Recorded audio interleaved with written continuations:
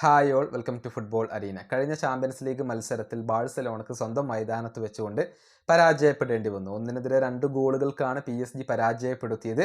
മത്സരത്തിൽ PSG മികച്ച പ്രകടനം പുറത്തെടുത്തിട്ടുണ്ട്. പ്രത്യേകിച്ച് പല സുപ്രധാന താരങ്ങൾ ഇല്ലാഞ്ഞിട്ട് പോലും ബാഴ്സയ്ക്ക് മേൽ ആധിപത്യം പുലർത്താൻ അവർക്ക് കഴിഞ്ഞു എന്നുള്ളത് തീർച്ചയായും അവരുടെ ഒരു കരുത്ത് വിളിച്ചോതുന്ന ഒരു കാര്യമാണ്.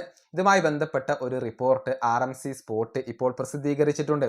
അതായത് മത്സരശേഷം റോബർട്ട് ലെവൻഡോസ്കിയും അതുപോലെ തന്നെ PSG പ്രസിഡന്റായ നാസർ അൽ ഖലീഫിയും കോറിഡോറിൽ വെച്ചുകൊണ്ട് ഒരുപാട് സമയം ചിലവഴിച്ചു എന്നാണ് ഇവർ കണ്ടെത്തിയിട്ടുള്ളത്. അതായത് രണ്ടുപേരും ഒരുപാട് കാര്യങ്ങൾ സംസാരിച്ചു എന്നാണ് ഇവർ കണ്ടെത്തിയിട്ടുള്ളത്.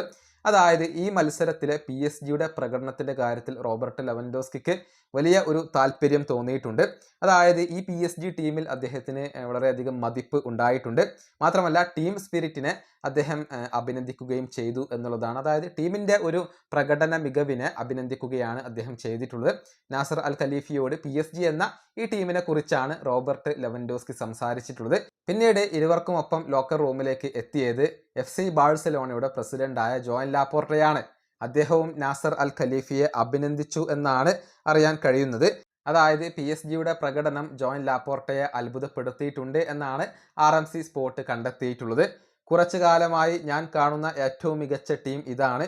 ഈ ടീം മുഴുവനും കിടിലനാണ് എന്നാണ് ജോയൻ ലാപ്പോർട്ട ഈ വേളയിൽ നാസർ അൽ ഖലീഫിയോട് പറഞ്ഞത് എന്നാണ് RMC സ്പോർട്ട് റിപ്പോർട്ട് ചെയ്തിട്ടുള്ളത്. അതായത് എതിരാളികളുടെ പോലും പ്രശംസ പിടിച്ചു പറ്റാൻ ഇപ്പോഴത്തെ PSG ടീമിന് കഴിഞ്ഞിട്ടുണ്ട്. അവരുടെ അഭിനന്ദനങ്ങൾ ഏറ്റുവാങ്ങാൻ PSG ടീമിന് കഴിഞ്ഞിട്ടുണ്ട് എന്നുള്ളതാണ്. ശരിയാണ്, മികച്ച ഒരു ടീമിനെയാണ് സമീപകാലത്ത് നാസർ അൽ ഖലീഫി പടുത്തുയർത്തിയിട്ടുള്ളത്. ഒരുപാട് സൂപ്പർ സ്റ്റാറുകൾ PSG ടീമിനകത്തുണ്ടായിരുന്നു. അവരെ എല്ലാവരെയും നാസർ അൽ ഖലീഫി ഒഴിവാക്കി. എന്നിട്ട് മികച്ച താരങ്ങളെ അല്ലെങ്കിൽ ടീമിന് വേണ്ടി ആത്മാർത്ഥമായി കളിക്കുന്ന ഒരു പറ്റം താരങ്ങളെ കൊണ്ടുവന്നുകൊണ്ടാണ് ഇത്രയും മികച്ച ഒരു ടീമിനെ PSG പടുത്തുയർത്തിയിട്ടുള്ളത്. ഈ വീഡിയോയുടെ അവസാനിപ്പിക്കുന്നു. അടുത്തൊരു വീഡിയോ കൊണ്ടും കാണാം.